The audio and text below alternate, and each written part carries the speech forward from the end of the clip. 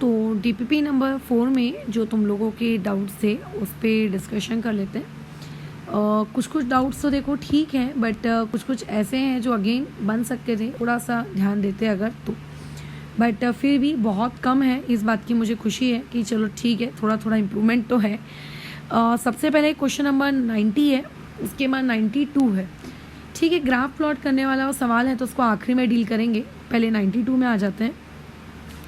Which of the following statement is false, ये वो आपसे बेसिकली पूछ रहा है। देखो इसमें दो टाइप की एरर हो सकती हैं। एक इंसान जिसको थ्योरी नहीं पता है तो डेफिनेटली उससे नीचे एरर होगी ही होगी, थ्योरी प्लस थोड़ा सा कंसेप्चुअल लोचा है।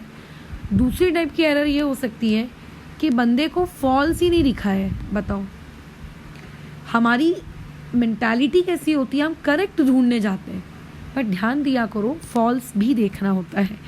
ठीक है, ठीक है। तो क्वेश्चन में आते हैं, पहले डी ऑप्शन देखते हैं। मेरा जो सवालों को अप्रोच करने का तरीका होता है, या मैक्सिमम लोगों का देखो इसी तरीके से होता है, ऐसा मुझे लगता है कि पहले जो ऑप्शंस आपको आते हैं या जिन ऑप्शंस में आप श्योर हो उसके अकॉर्डिंग आप क्या क्या रूल आउट कर सकते हो आप वो करो।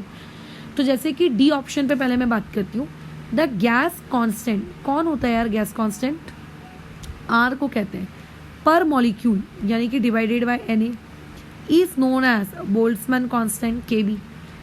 डोंट यू थिंक यही होता है? जब तुम्हें वो बड़ा सा लंबा सा चौड़ा सा डेरिवेशन करवाया था वो क्यूब बनाकर, उसमें हम लोगों ने आखिरी में R/Na को Kb लिया था। तो this D option is correct, यानी कि दिस इज ट्रू। तो ऑब्वियस है कि मुझे फॉल्स ढूंढना है, तो ये तो हो नहीं सकता। 3 बचे, चलो ठीक है। ए ऑप्शन की तरफ मेरी नज़र गई, क्या बोल रहा है? The product of pressure and volume. Question वाला ये कह रहा है कि pressure multiply by volume of fixed amount. ठीक है, of fixed amount. Fixed amount का मतलब ये है कि मोल्स बराबर आपको रखने हैं कांस्टेंट, एंड डेफिनेटली आपका जो आर है वो भी कैसा रहेगा, आप लोगों का कैसा रहा होगा, कांस्टेंट रहा होगा। ठीक है, अच्छा। अब ऐसे केस में वो ये कह रहा है इंडिपेंडेंट हो जाता है किस चीज़ के? टेम्परेचर के। मतलब पीवी जो होता है आप लोगों का वो टेम्परेचर पे डिपेंड नहीं करता, वो कह रहा है कि सीधा सीधा कांस्टेंट है। अब एक मिनट रुको जरा,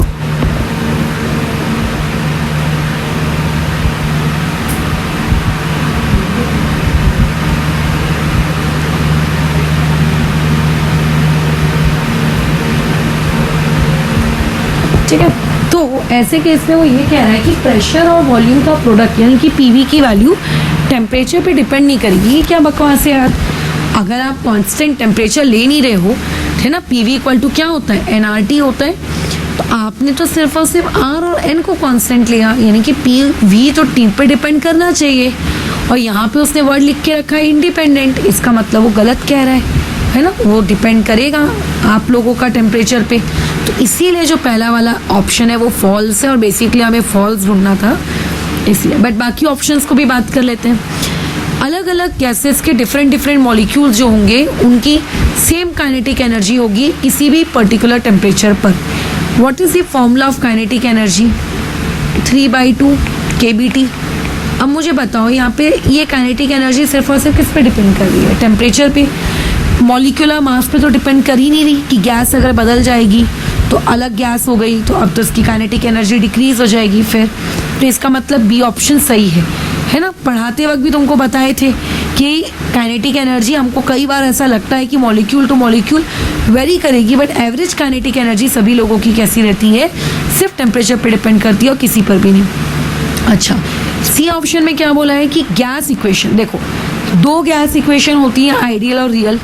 अगर मेंशन नहीं किया गया है इसका मतलब वो डेफिनेटली आपसे आइडियल के बारे में ही बात कर रहा है। तो मुझे एक बात बताओ, आइडियल गैस के लिए फेवरेबल कंडीशंस क्या होती हैं? नोट्स में लिखवाया है जब मैंने रियल वर्सेस आइडियल वाली बातचीत पढ़ाई है, तो है ना, ideal versus real versus ideal की बातचीत क्या थी कि जब भी आप चाहते हो कि आपकी कोई भी इक्वेशन आइडियली बिहेव करे तो उस आइडियल बिहेवियर के लिए हमको उसको क्या देना होता है? लो प्रेशर देना होता है, और हमको उसको क्या देना होता है? High temperature. जब आप ये कंडीशंस देते हो तो आइडियली बिहेव करती है। अगर आप ये कंडीशन नहीं दोगे, कुछ और दोगे, तो आइडियली बिहेव नहीं करेगी। तो यहाँ पे लिखो क्या लिखा है? हाई प्रेशर दोगे मैंने बोला लो, तुम दे रहे हो हाई, मैंने कहा हाई टेम्परेचर तो तुम दे रहे हो लो टेम्परेचर। यानी कि बेसिकली तुम उल्टा काम कर रहे हो। अगर मेरा कहा हुआ काम करते तो आइडियली बिहेव करती, तुम मेरे से उल्टा काम कर रहे हो तो इसका मतलब वो नॉट वैलिड है, यानी कि ये भी ट्रू ऑप्शन है। So therefore the only false option here is आपका ए। देयरफॉर 91 का आंसर आएगा ए, सॉरी 92 का।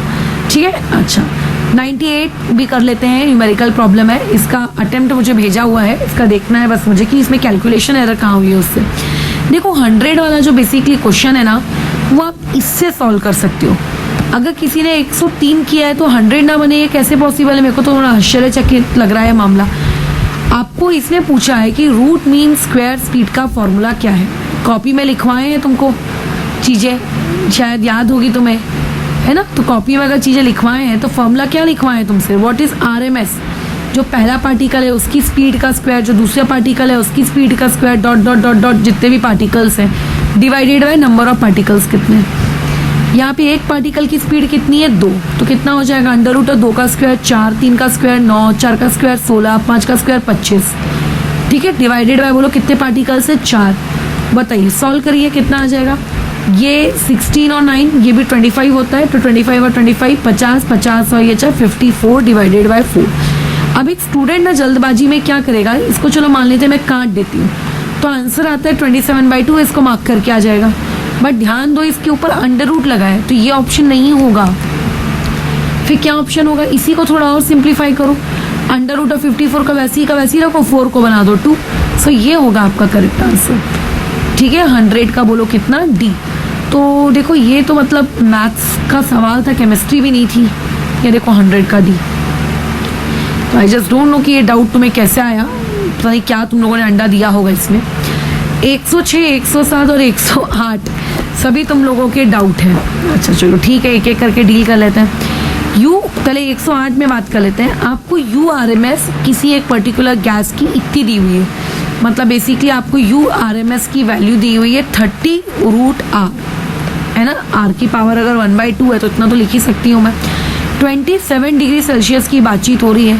27 डिग्री सेल्सियस मतलब कितना केल्विन टेम्परेचर है? 300 केल्विन है आपका टेम्परेचर। आपको गैस का मोलर मास ढूंढना है, यानी कि कैपिटल M ढूंढना है। ये भी डाउट आने लायक सवाल नहीं था, सिंपली फॉर्मूला बेस्ड सवाल है। URMS का फॉर्मूला क्या होता है वो तुमको पता होना चाहिए, है ना? कितना होता है URMS का फॉर्मूला? अगर थोड़ा बहुत भी पुराने ज़माने की चीज़ें अगर तुमको याद है तो हाँ, हमने पढ़ा तो था एक गुजरे ज़माने में URMS, UMP, है ना, U एवरेज, ये सारी चीज़ें पढ़ी हैं। ठीक है, तो अगर पढ़े हैं तो इसका फॉर्मूला क्या है बताओ। तो अंडर रूट ऑफ कितना होता है? Under root of 3RT upon में बोलो कितना? M। यही होता है अंडर रूट ऑफ कितना? 3RT अपॉन में M।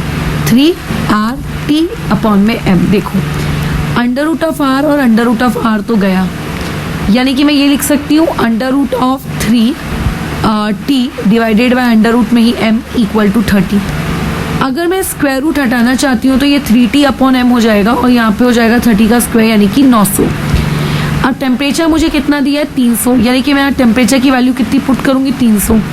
तो 3 मल्टीप्लाई बाय 300, ये अल्टीमेटली कितना आएगा? 900 आएगा, राइट? ये कितना आएगा? 900। तो ये वाला 900, ये वाला 900 कट गया, तो यहाँ से मास की क्या वैल्यू आई? इट इज़ 1, है ना? अच्छा अब देखो, तो ये दोनों ऑप्शन तो आप पहले ही काट दो। अब आपको ये डिसाइड करना है ये कि ये। अब ये जो मास मेरा आया इसकी यूनिट क्या होगी, ये आपको सबसे पहले सोचना है। तो ये M क्या है? ये तो मॉलिक्यूलर मास है, राइट? अच्छा, मॉलिक्यूलर मास की क्या यूनिट रखते हैं हम लोग? अगर तुम्हें थोड़ा सा भी अंदाजा होगा, ग्राम। तो इसका मतलब ये ग्राम पर मोल आया है। तो अगर ये ग्राम पर मोल आया तो यहाँ तो मैडम kg पर मोल दिया हुआ है। इसका मतलब आप लोगों का जो करेक्ट आंसर है वो तो क्या होना चाहिए? आप लोगों का B होना चाहिए, B फॉर बॉल, क्योंकि ग्राम को मैं kg में कन्वर्ट करूँगा तो मैं अपना करेक्ट आंसर ये लिख दूंगा, B। बराबर कह रही हूँ मैं? बिल्कुल यही करेंगे हम लोग तो एकदम। लेकिन अब ध्यान से सुनिएगा, जब भी हम लोग स्पीड की बातचीत करते हैं ना, जब भी हम स्पीड की बातचीत करते हैं तो तुमको बताए हैं R की जो वैल्यू भी होती है ना, वो कभी 0.0821 तक आप पुट नहीं करते। अगर आप स्पीड वगैरह की बातचीत कर रहे हो तो स्पीड वगैरह की बातचीत करते वक्त आपको क्या करना है, आपको जो आपकी आर की वैल्यू 8.314 पुट करनी है। और जब आप उसको 8.314 पुट करते हैं तो ऐसे केस में आप MKS यूनिट पुट कर रहे हो, तो आप लोगों का वहाँ जो मास भी होता है ना वो kg में होता है। ये नोट्स कॉपी थोड़ी सी चेक करना, जहाँ पे टाइप्स ऑफ स्पीड वाला वीडियो है उसके सेकंड पेज में ही लिखाया होगा, एरर करके मैंने एक हेडिंग दी हुई है कि स्टूडेंट से एरर होती है आर की वैल्यू को 0.0821 पुट करने की और मास को ये मानने की कि ग्राम पर मोल होता है ना मोलिकुलर मास, तो बट नहीं, इसमें kg रहता है, तो इसका आंसर आएगा ये, ना कि ये। ठीक है, ये एरर वाला ही है। बताओ कितना आसान सवाल है, बट 4 मार्क लूज करने के लिए आपका पूरा दमखम रखता है। ऊपर वाले में आ जाते हैं, ऐसा क्या टेम्परेचर लोगे कि एवरेज स्पीड मॉलिक्यूल की second member of the series इससे सेम हो जाए इससे। अरे बाप रे, क्या क्या है ये बकवास।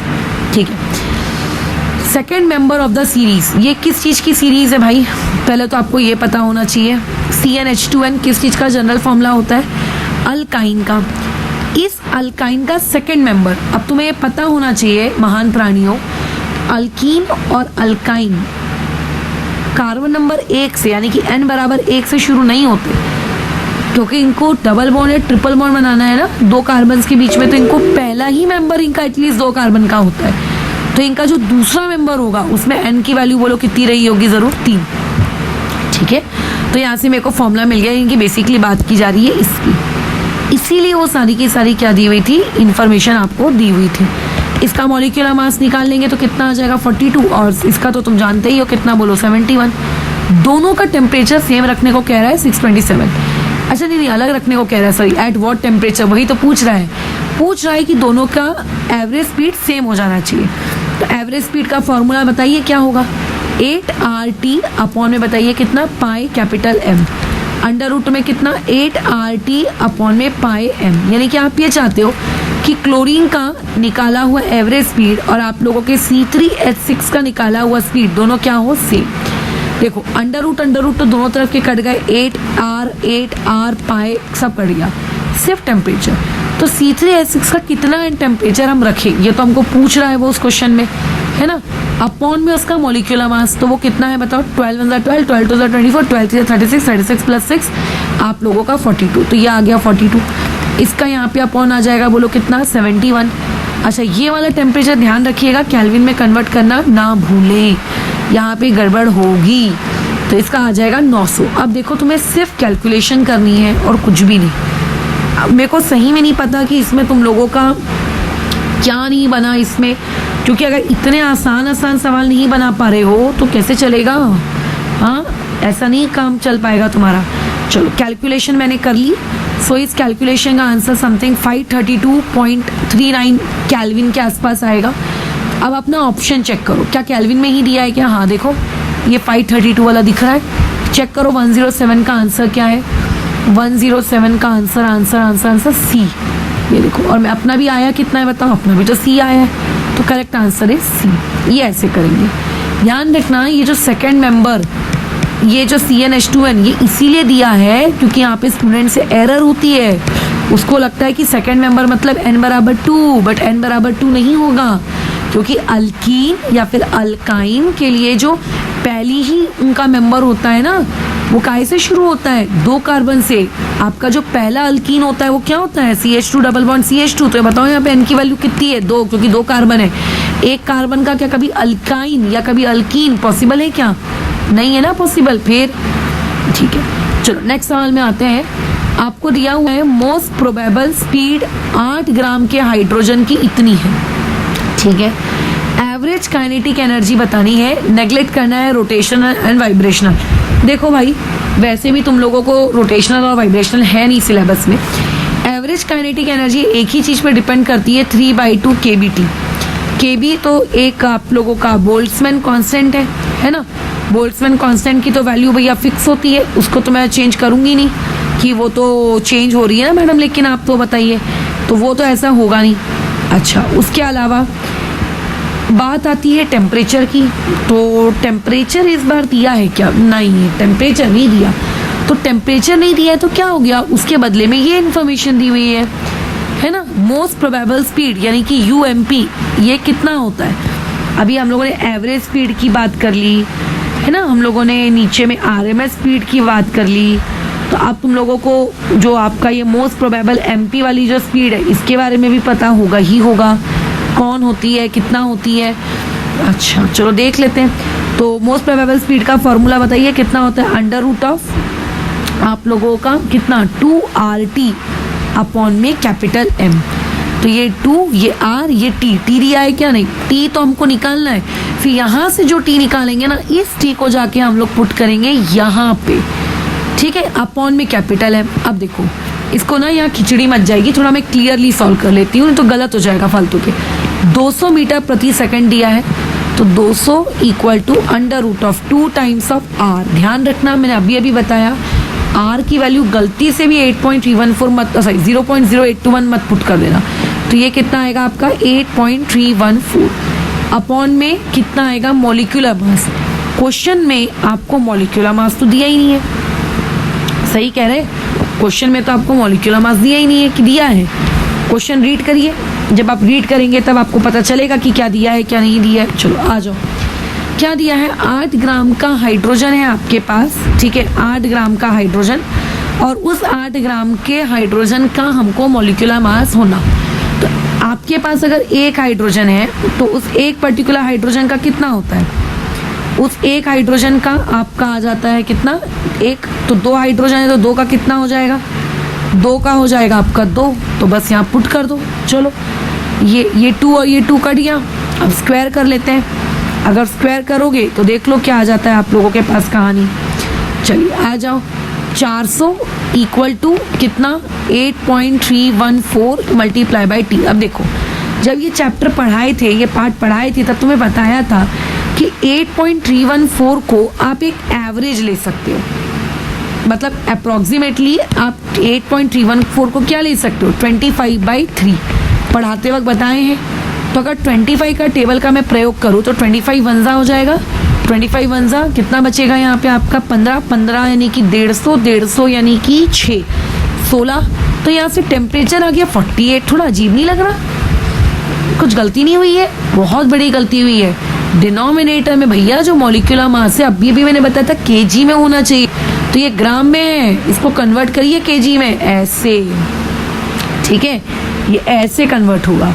अच्छा 10 की पावर 3 लिखना हम भूल गए थे, बराबर, हम लोग 10 की पावर 3 लिखना भूल गए थे। ओके, अब तुम चाहो तो यहाँ से टेम्परेचर निकाल सकते हो, जो मैंने फॉर्मूला बताया 3/2 kBT, वहाँ पे पुट कर सकते हो, या फिर एक दूसरा ऑप्शन भी है। सेकेंड ऑप्शन मैं ज़्यादा प्रेफर करूँगी, ठीक है, मैं बता देती हूँ सेकेंड ऑप्शन क्या है। एवरेज काइनेटिक एनर्जी का 3/2 kBT के अलावा एक और फॉर्मूला होता है, ठीक है, क्योंकि 3/2 kBT के अलावा एक और फॉर्मूला होता है, वो क्या होता है आपका 3/2 nRT, राइट, 3/2 nRT।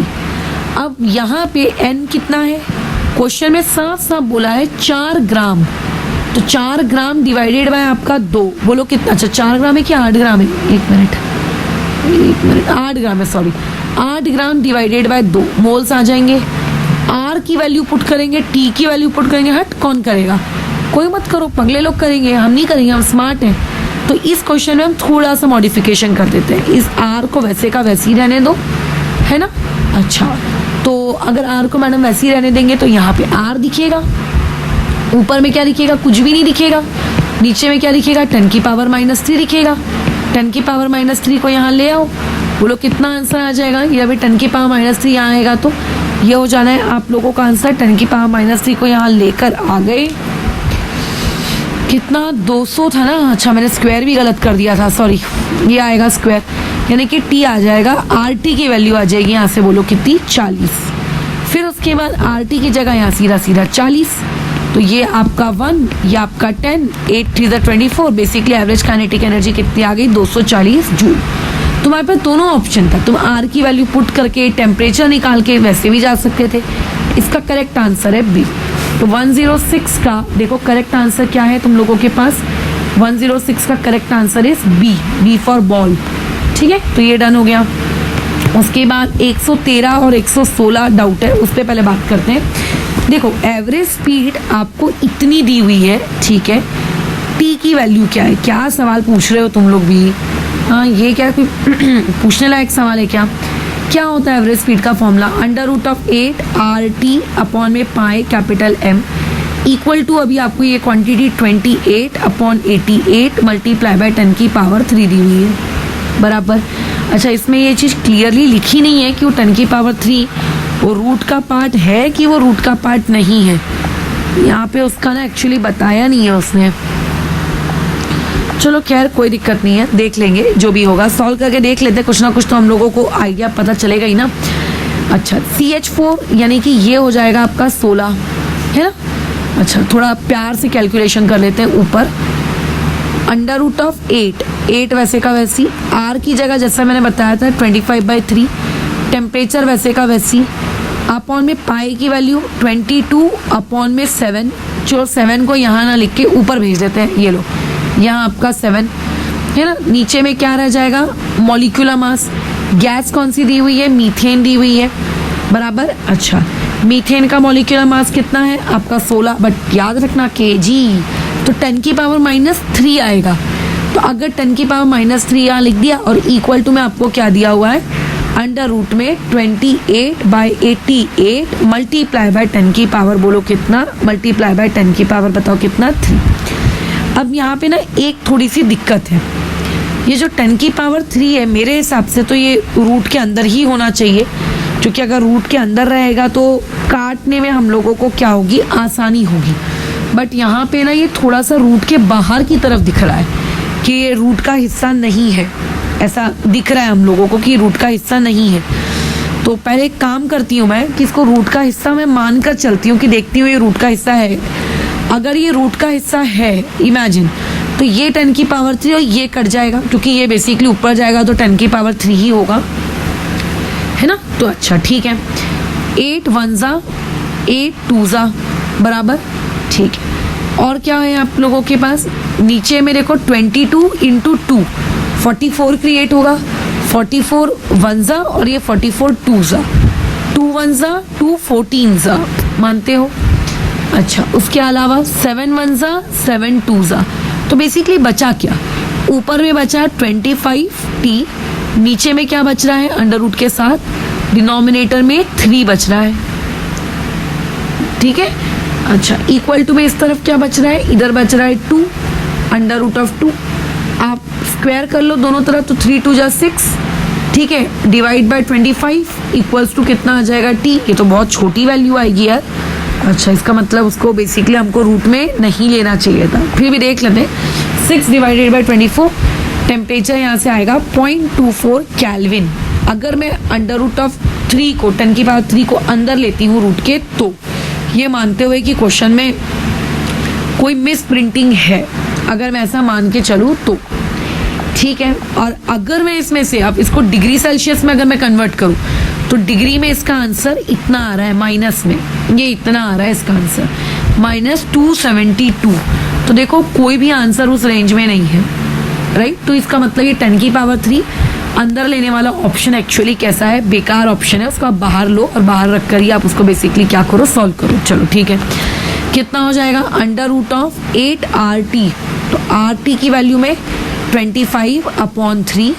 अच्छा, टेम्परेचर निकालना है, अपॉन में पाई m, तो 22 यहाँ, 7 ऊपर, m molecular mass 16 multiply by 10 की पावर -3 इक्वल टू में कितना आ जाना है? 28 अपॉन में 88 और अंडर रूट के बाहर लिया है।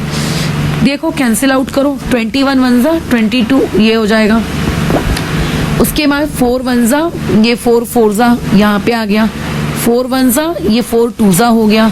सो बेसिकली अच्छा ये 2 1 और ये 2 14 हो गया, यानी कि आपके अच्छा 14 और भी कट रहा है, 7 1 7 2 रे वाह गजब। यानी कि ये बचेगा 25t अपॉन में 3 इंटू 10 की power -3 equal to under root of 2 multiply by 10 की पावर 3। अब स्क्वायर करो तो कितना हो जाना है? 25t इक्वल्स टू 2 इंटू 10 की पावर कितना? 6 जो कि बाजू वाला 10 की पावर -3 आ रहा है उसके पास, और मल्टीप्लाई बाई 3, यानी कि ये हो जाएगा 6 और पीछे कितने 0 3 और डिवाइड बाई 25, तो यानी कि 6000 डिवाइडेड बाई 25। तो बस देख लो कितना आता है तुम्हारा ये डिवीजन, 6000 डिवाइडेड बाई 25 240 आता है, वो भी कैल्विन में, है ना, 240 कैल्विन में। तो कैल्विन में तो ऑप्शन दिए ही नहीं है, ऑप्शन तो वैसे भी आप लोगों के किस में दिए हुए हैं, डिग्री में। तो कैल्विन को अगर मुझे डिग्री में कन्वर्ट करना है तो 273 माइनस कर दो, तो अप्रोक्सीमेटली -33 डिग्री सेल्सियस के आसपास ये आंसर आएगा।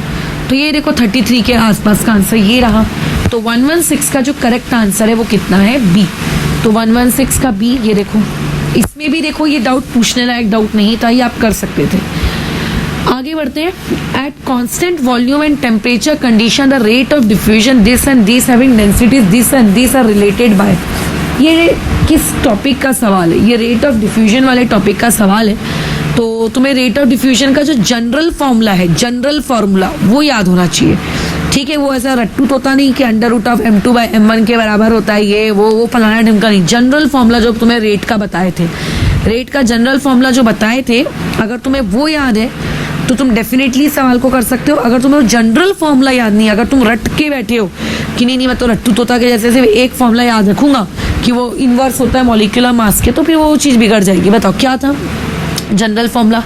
जनरल फॉर्मूला ये कहता था कि उसके पास प्रेशर भी आएगा, उसके पास एरिया भी आएगा और उसके पास टेम्परेचर भी आएगा। जैसे कि इस जनरल फॉर्मूले की अगर मैं बातचीत करूं तो क्या हो जाता था, प्रेशर एरिया √T और यहाँ पे m। सही कह रहे हैं। पहले देख लेते हैं क्वेश्चन में क्या क्या बातचीत कर रहा है, फिर उसके अकॉर्डिंग हम चेंज करेंगे खुद का मूड कि उसको डेंसिटी के टर्म्स में कैसे लाना है, उसको कैसे लेकर जाना है वगैरह वगैरह। अभी डेंसिटी में अपना नाक मत डालो, बस इतना याद ध्यान रखो कि अच्छा ये इस तरीके से कुछ कुछ तो लिखा गया है, ठीक है। डेंसिटी में हम लोग बाद में जाएंगे, मॉलिक्यूलर मास से डेंसिटी में हम चले जाएंगे, उसकी चिंता मत करो, लेकिन पहले इसमें आ जाओ, ठीक है। क्या बोला है, कांस्टेंट टेम्परेचर। तो देखो भैया टेम्परेचर, अरे यार क्या हो गया, कहाँ पहुँच गए हम। तो देखो टेम्परेचर पे फोकस करो। टेम्परेचर क्या दिया है आपको, कांस्टेंट, काट दीजिए उसको, यानी कि फॉर्मूले से टी तो हट गया, है ना। अच्छा, उसके बाद कांस्टेंट वॉल्यूम भी बोला था, ठीक है। दो अलग अलग गैसेस है, ठीक है।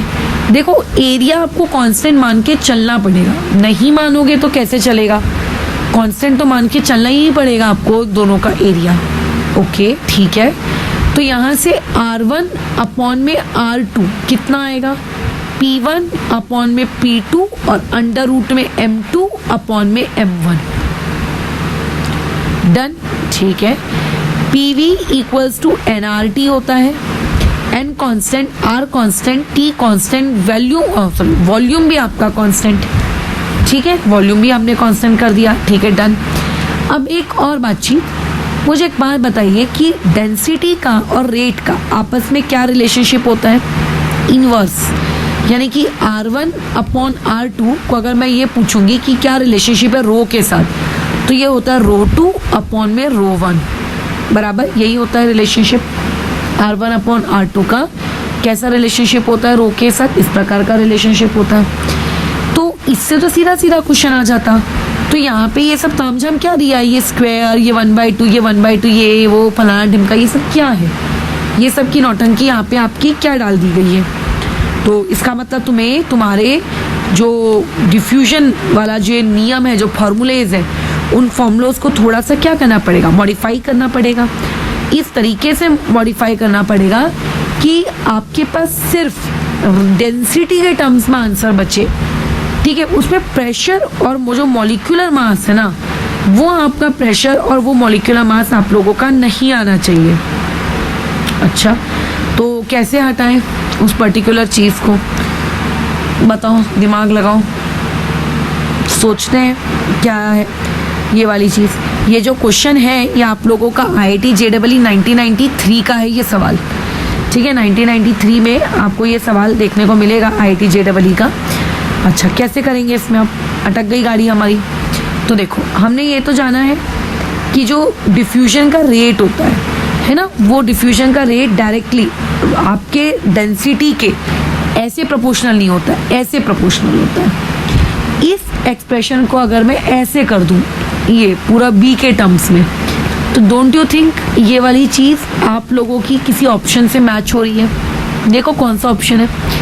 पहली बात तो पावर 1/2 चाहिए और बी ऊपर ए नीचे, तो देखो पावर ये वाला ये इस ऑप्शन से मैच हो रही है। तो फिर मैडम ये क्या था? टाइम पास था तुम्हें घुमाने के लिए, ठीक है, कि तुम उसमें घूमते जाओ, बस खत्म हो गया आंसर, ठीक है ना, डन, और कुछ भी नहीं बचा इसमें। तो इस तरीके से तुम्हें अपने आंसर का जवाब देना था, बहुत ही सावधानी से, उसमें बिना कोई गोचा खाए कर लेना। आगे नेक्स्ट में आते हैं, what is the rate of diffusion of oxygen to hydrogen. हे भगवान, ये कैसा डाउट है? शर्म के मारे डूब मरो। ऑक्सीजन O2, हाइड्रोजन H2, हाँ, R1/R2 क्या हो जाएगा? Under root of molecule. अगर R1 को मैं ऑक्सीजन ले लूँ और R2 को अगर मैं हाइड्रोजन ले लूँ तो मॉलिक्यूलर मास की इन्वर्स होता है, यानी कि 2/32, यानी कि 1/16, यानी कि कितना? 1:4। ऑक्सीजन टू हाइड्रोजन का कितना है? 1:4, यानी कि ए ऑप्शन 121 का ए कहाँ गया? ये देखो ए। ये कैसा डाउट पूछे हो तुम लोग? हाँ, इसमें ऐसा पूछने लायक क्या था? भगवान, सुधार लो खुद को। अच्छा, इसके बाद तो आंसर की आ जाती है। अच्छा, 124 और 125 भी डाउट है। तुम्हें इसका और इसका रिलेटिव रेट ऑफ इफ्यूजन निकालना। वही फॉर्मूले होते हैं जो क्या कहते हैं डिफ्यूजन के लिए होते हैं, है ना। अगर आपको एक कंटेनर में O2 का और CH4 का 3:2 का मास रेशियो दिया है, भूल जाओ 3:2 के मास रेशियो का मैं क्या करूँगी। मास रेशियो से मुझे कोई मतलब नहीं है। जो आपको अभी ऊपर बताया कि R of O2 upon R of CH4 अगर मुझे जाना है तो क्या होगा? Molecular mass of CH4 upon molecular mass of O2। सही कह रहे हैं। CH4 का मॉलिक्यूलर मास कितना होता है? 16 अंडर रूट ऑफ, इसका कितना होता है? 32। ये आएगा आंसर कितना? 1/√2, ठीक है, 1/√2। फिर 3:2 मास रेशियो, ये चीज किस लिए दी थी? वो ये बताने के लिए दी थी कि आपके कंटेनर के अंदर में जो O2 है और जो CH4 है, उन लोगों का जो मतलब जो भी उन लोगों के मोल्स उस कंटेनर के अंदर रहे होंगे, ठीक है, कुछ ना कुछ अमाउंट में वो मौजूद रही होगी, वो बेसिकली उनका रेशियो कितना है? 3:2। मतलब 3:2 के रेशियो में वो लोग उसके अंदर हैं। किसके रेशियो में? 3:2 के रेशियो में, ठीक है। अच्छा, तो इससे क्या हम लोगों का कुछ वास्ता है क्या? बिल्कुल, बहुत बड़े लेवल का वास्ता है। कैसे? ये तब वैलिड होता है ये वाला फॉर्मूला जब हमारे पास उस पर्टिकुलर कंटेनर में 100% O2 होती और 100% CH4 होती। अब वो बोल रहा है कि O2 से 3:2 के रेशियो में, 3:2 के रेशियो में, किसके रेशियो में? 3:2। फिर आप क्या करेंगे? मास रेशियो दिया है, यानी कि मास of O2 upon mass of CH4 आपको कितना दिया है? 3:2। ये आपको देके रखा हुआ है। अच्छा, तो अब मुझे एक बात बताओ, CH4 का मॉलिक्यूलर मास कितना होता है? 16 बराबर CH4 का मॉलिक्यूलर मास कितना होता है? 16। अच्छा, और O2 का कितना होता है? 32। तो अब आपको इन दोनों का उपयोग करना है कि रेट आप लोगों का क्या होगा? Rate of O2 upon rate of CH4 equals to, अगर एरिया सेम है, अगर टेम्परेचर सेम है तो क्या होगा? Pressure of O2 upon pressure of CH4 under root of molecular mass of CH4 upon में मॉलिक्यूलर मास ऑफ O2। अब ये तो तुम जानते हो कि ये क्वांटिटी रूट वाली तो 1/√2 आएगी। अब मैम कि यहाँ पे प्रेशर कहाँ से लाए? तो प्रेशर के लिए तो मास रेशियो दिया है। तुमने अगर डेल्टन्स लॉ पढ़ा है तो जो पार्शियल प्रेशर का रेशियो होता है वही मोल फ्रैक्शन का रेशियो होता है, वही मोल्स का रेशियो होता है और अल्टीमेटली वही मास का रेशियो होता है। तो यानी कि जो रेशियो 3:2 तुमको किसका दिया हुआ है? मास का रेशियो दिया हुआ है ना। जो तुम्हें किसका दिया हुआ है? मास का दिया हुआ है। वो बेसिकली किस चीज का रेशियो है? वो आप उसको किस चीज का रेशियो ले सकते हो? आप उसको अपने किसका रेशियो ले सकते हो? आप उसको अपने पार्शियल प्रेशर का रेशियो ले सकते हो। तो यहाँ पुट कर दो 3/2, ठीक है, कितना हो जाएगा? 3/2√2। ये आंसर आएगा। कौन सा क्वेश्चन था ये? आखिरी 125। तो 125 का देख लो क्या आंसर है। आखिरी है क्या? ठीक है, तो ये आ जाएगा आपका आंसर। तो उसे मुझे आइडिया नहीं है कि तुम लोगों ने इसमें, चलो ठीक है, ये वाला सवाल तो फिर भी ऐसा है कि इसमें गड़बड़ हो सकती थी। ठीक है, अब आगे कंटिन्यू करते हैं। और क्या कहानी है? आइडेंटिकल टेम्परेचर एंड प्रेशर आपको दिए हुए हैं। Rate of diffusion of hydrogen gas is 3√3 times that of hydrocarbon, जिसका मॉलिक्यूलर मास इतना है। एन की वैल्यू निकालनी है।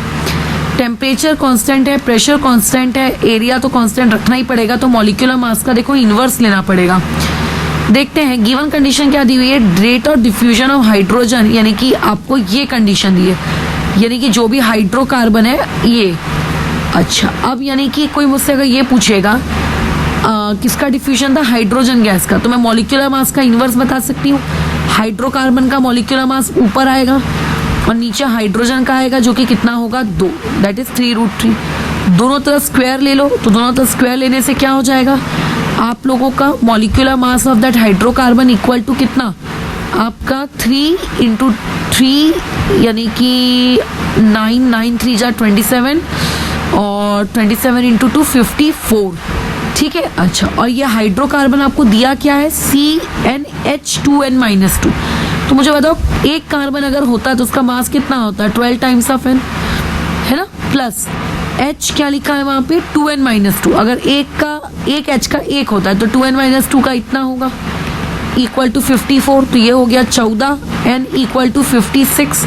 तो n की वैल्यू 14 4 जा 56, तो n बराबर यहाँ पे क्या रहेगा? 4 रहेगा।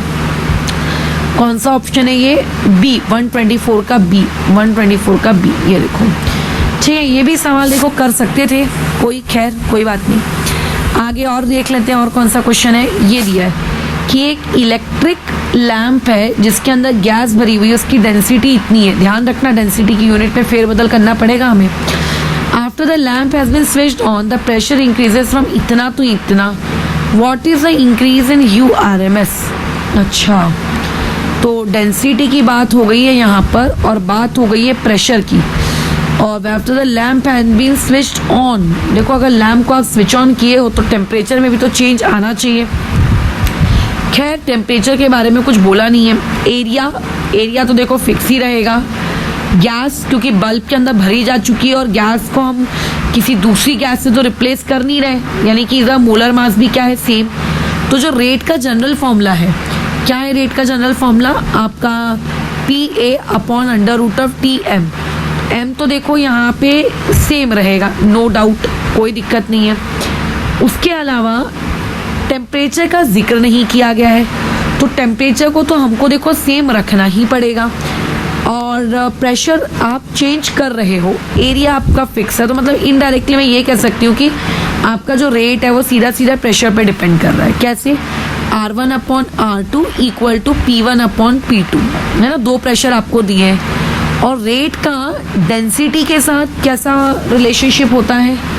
डेंसिटी यहाँ किस काम के लिए दी हुई है बाबा जी? What is the increase in URMS? कितना URMS आपका इंक्रीज हुआ?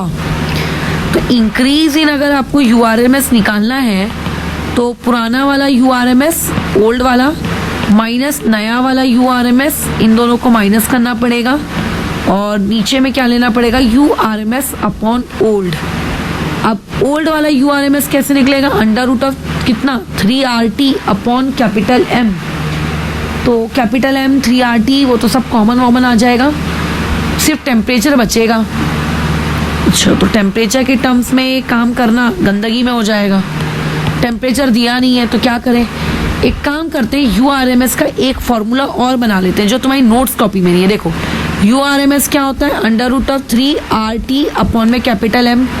इस फॉर्मूले को प्रेशर और डेंसिटी के टर्म्स में कन्वर्ट कर लो, है ना। इस फॉर्मूले को किसके टर्म्स में? प्रेशर और डेंसिटी के टर्म्स में कन्वर्ट कर लो। कैसे? For 1 mole of gas PV equal to nRT, मतलब मैं इसको 3 टाइम्स ऑफ PV लिख सकती हूँ अपॉन में कैपिटल M। वॉल्यूम को मैं इस तरीके से लिख दूँ, √3P अपॉन में कैपिटल M/V। ये आपका बन जाएगा डेंसिटी, यानी कि URMS का एक फॉर्मूला और बन गया जो तुम्हारी कॉपी में नहीं है। 3P अपॉन में बोलो कितना? D, है ना। अच्छा, अब प्रेशर इंक्रीज कर रहा है, राइट, तो ऑब्वियस है कि डेंसिटी में भी कुछ ना कुछ चेंज आएगा। बिल्कुल नहीं, डेंसिटी तो वही रहेगी। तो प्रेशर लेकिन आपको दिया है, तो आपको ये निकालना है कि what is the increase in URMS, यानी कि डेल्टा URMS निकालना है। तो नया वाला URMS माइनस पुराना वाला URMS, तो देखो अंडर रूट ऑफ 3 और अंडर रूट ऑफ D ये तो कॉमन ही रहेगा। नया वाला प्रेशर का अंडर रूट और पुराने वाले प्रेशर के अंडर रूट को माइनस, तो नया वाला प्रेशर कितना है 9 × 10⁴ उसका अंडर रूट, यानी कि 3 × 10⁻², यानी कि 300 माइनस पुराने वाले का यानी कि 200, ये आ जाएगा। अब आपको ये कितना दिया 3, यहाँ पे आ गया 100। अब बात आती है देखो डेंसिटी की, ये अब तुम 75 है, 75 × 10⁻², और सॉल्व करूंगी तो 75 को मैं क्या लिख सकती हूँ, किस चीज का स्क्वायर रूट है वो 5√3 का, तो 5√3 ऊपर का √3 नीचे का √3 कट गया, 5 को और 100 को कैंसिल आउट करूंगी तो 20 बचेगा ऊपर, और नीचे में बचेगा सिर्फ 10⁻⁻1 जो बेसिकली ऊपर जाके 200 हो जाएगा। बट ये जो डेंसिटी यहाँ पे हम पुट करेंगे, क्या ये डेंसिटी हमको चलेगी क्या अंडर kg/m3, कि उसको ग्राम पर ml में कन्वर्ट करना चाहिए, चलेगी, क्योंकि जब भी आप URMS लेते हो मास kg में होता है ना, और स्पीड मीटर पर सेकेंड में आती है, तो यानी कि ये डेंसिटी की यूनिट सही है, इसको ग्राम पर ml में मत करना। तो आंसर इज 200, तो 113 डिवाइडेड मतलब 113 का आंसर कितना है, बी आंसर है। ठीक है, डन। तो ये भी हो गया हमारा। तो ध्यान रखना ये फॉर्मूला नोट्स कॉपी में इंक्लूड कर लेना। इवन मोस्ट प्रोबेबल को भी तुम डेंसिटी के टर्म्स में कन्वर्ट कर सकते हो, उसे कर लेना। अच्छा, और कौन सा डाउट था तुम्हारा, ए के 98 था वो देख लेते हैं, एक 90 था, पहले 90 कर लेते हैं। Which one of the following relationship when graph does not give a straight line for helium gas? Helium gas के लिए कौन स्ट्रेट लाइन नहीं देता है? तो भैया हीलियम तो आप लोगों की एक आइडियल गैस है, और तुम्हें चाहे याद होगा कि कंप्रेसिबिलिटी फैक्टर वाला ग्राफ तक इसका एकदम स्ट्रेट लाइन आता था। तो किसमें इतनी हिम्मत कि जो हीलियम के ग्राफ को स्ट्रेट लाइन नहीं देगा? ठीक है, उसको पढ़ लेते हैं। बोल रहा है कि काइनेटिक एनर्जी और टेम्परेचर का ग्राफ बनाने का है constant pressure and constant volume पर। देखो ठीक है, तो वैसे तो जब भी काइनेटिक एनर्जी का ग्राफ आपको बनाने को बोला जाता है तो ऐसे में हमेशा वो बेसिकली आपसे एवरेज काइनेटिक एनर्जी के रिस्पेक्ट में ही बातचीत कर रहा होता है। किसके रिस्पेक्ट में? एवरेज 3/2 kBT है ना। तो यानी कि काइनेटिक एनर्जी वैसे भी डायरेक्टली प्रोपोर्शनल होती है टेम्परेचर के।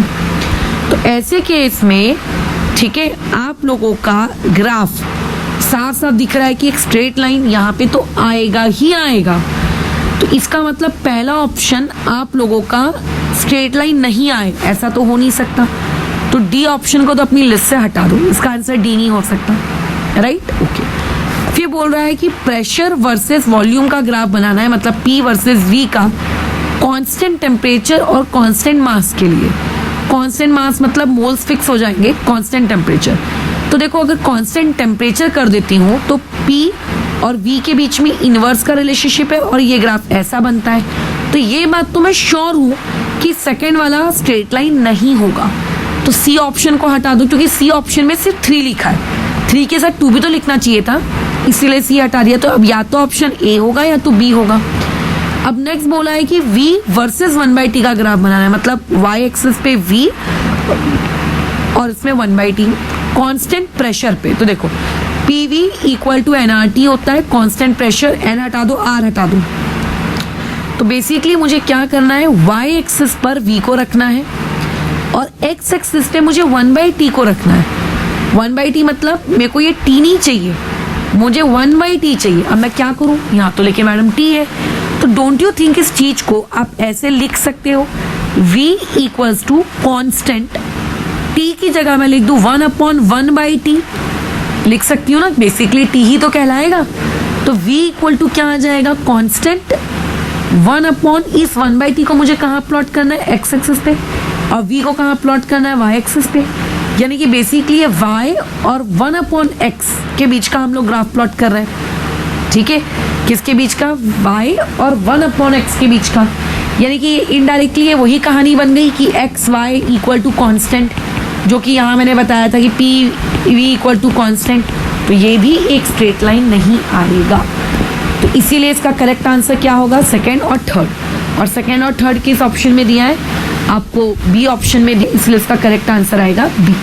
ठीक है, तो टी आपके पास था नहीं, 1/t आपके पास था नहीं, 1/t मैंने क्रिएट किया। कैसे, टी को ही मैंने क्या लिख दिया, 1/1/t। इसे मुझे कहाँ प्लॉट करना है, एक्स एक्सेस पर, यानी कि मैं इस पूरे को अपना एक्स ले सकती हूँ, ऊपर का 1 वैसे का वैसी, और नीचे में लिख दिया एक्स। तो बेसिकली ये y प्रोपोर्शनल टू 1/x का ही तो ग्राफ बन रहा है, और ये इसी के जैसा, इसीलिए इसका करेक्ट आंसर है 2 और 3। आगे मूव करते हैं, एक और तुम लोगों ने पूछा था, देख लेते हैं। एक नियॉन और एक आर्गन गैस है, 250 केल्विन पे पड़ी हुई है, दोनों की मिलाकर टोटल एनर्जी आपको 3 किलो जूल दी है। ध्यान रखना, किलो जूल में आप उसको जूल में ज़रूर कन्वर्ट कर लेना। ये मिस्टेक एक स्टूडेंट से हो सकती है कि वो किलो जूल को जूल में कन्वर्ट ना करें। ठीक है, तो अगर वो किए हो तो कोई दिक्कत नहीं है, अगर नहीं किए हो तो आगे दिक्कत होगी। लेकिन नियॉन और आर्गन का टोटल मास अगर मैं मिला दूँ तो कितना होता है, 30 ग्राम। दोनों ने मिला के 30 ग्राम किया है। तो पहले तो मैं इसको जूल में कन्वर्ट करवा लेती हूँ भैया, मेरे को आगे मिस्टेक नहीं करनी, नहीं तो मेरे से हो जाएगी 3000 जूल। ये इनकी काइनेटिक एनर्जी है। नियॉन और आर्गन दोनों का मास मिला के 30 ग्राम है। काइनेटिक एनर्जी का फॉर्मूला तो हम लोग जानते ही हैं, बताओ क्या होता है, 3/2 kBT यूज़ कर लो या 3/2 nRT यूज़ कर लो। टेम्परेचर आपको दिया है, अगर मैं 3/2 kBT यूज़ करती हूँ तो मुझे वहाँ से kB तो मेरा एक बोल्ट्जमैन कांस्टेंट है, T मुझे दिया है, काइनेटिक एनर्जी दी है, तो मैं फाइंड क्या करूँगी, इससे अच्छे काइनेटिक यहाँ पे फॉर्मूला मैं यूज़ करती हूँ 3/2 nRT। n तो पता चल जाएगा कि मेरे पास गैस कितने मोल्स है, तो 3000 इक्वल टू 3/2, n की वैल्यू वैसी की वैसी। ठीक है, r यहाँ पे पुट करना है, वही 25/3। जब भी मामला आए एनर्जी का या स्पीड का तो यही r की वैल्यू है। टेम्परेचर कितना दिया है, 250। बाप रे, खिचड़ा खाचड़ी में कैलकुलेशन कर लेते हैं, तो देख लो n की वैल्यू यहाँ से कितनी आती है, कितना है 25 और ये 25, तो 25 देखो, एक मिनट, देखो 3 और 3 तो काट दिया हमने पहले ही, और उसके बाद आपका ये वाला 25 1 और फिर कितना बचेगा 5, तो 2 और ये 120, ये 0 और 0 भी हमने काट दिया, तो बेसिकली आएगा यहाँ से 24 divided by 25 equal to n। तो ये n की वैल्यू आएगी 24 अपॉन में बताइए कितना 25। ठीक है, कैलकुलेशन करके देख लेना अगर निकालना हो तुमको तो। मेरे को तो लेकिन ये बताना था कि गैसियस मिक्सचर में नियॉन का परसेंटेज कितना है। फिलहाल कभी मुझे ये तो पता चल गया कि मोल्स कितना है, लेकिन ये किस चीज का मोल्स है, वो दोनों गैसेस के मिक्सचर का मोल्स है, वो दोनों गैसेस के मिक्सचर का मोल्स है। ओके, कोई इशू नहीं है। अब मुझे नहीं पता कि नियॉन कितने ग्राम है, तो मान लेते हैं नियॉन x ग्राम है, और मान लेते हैं कि हमारी जो हीलियम आर्गन है वो कितने ग्राम है, वो आप लोगों की 30 - x ग्राम है। अगर कोई पूछेगा नियॉन के मोल्स कितने हैं, तो मैं कहूँगी उसके मोल्स हो गए x अपॉन कितना 20। कोई मुझे पूछेगा आर्गन के मोल्स कितने हैं, मैं कहूँगी 30 - x अपॉन में बोलो कितना, आर्गन है ना, तो आर्गन यानी कि 18 यानी कि आप लोगों का 36। ठीक है, तो ऐसे केस में इसका आएगा 36, बट इसका होता है 40। ठीक है, इक्वल टू 40। और टोटल मोल्स आपको कितने दिए हुए हैं, देखो 24/25, 24/25। यहाँ से क्या मैं कैलकुलेशन कर सकती हूँ, बिल्कुल कर सकते हैं। आप यहाँ से कैलकुलेशन खुद करना, मैं नहीं करूँगी। x की वैल्यू निकालो, आ जाएगी। जो भी x की वैल्यू आएगी उस x की वैल्यू से आपको ये पता चल जाएगा कि नियॉन कितने ग्राम है। अगर आपको परसेंटेज ऑफ नियॉन निकालना है तो क्या करना, नियॉन जितने भी ग्राम है divide by total multiply by 100, तो परसेंटेज आपको मिल जाएगा। ठीक है, देखो इसमें कुछ क्वेश्चंस पूछने लायक थे, कुछ नहीं थे, तो अगली बार कोशिश करना कि जो तुमने इस बार अंडा दिया हो उस अंडे को ठीक कर सको। लेट्स से अगर कोई डाउट हो तो अभी भी स्टिल बचा हुआ तो पूछ लेना, या फिर मुझसे कोई कैलकुलेशन एरर हुई हो तो मुझे बता देना फिर वो। ठीक है।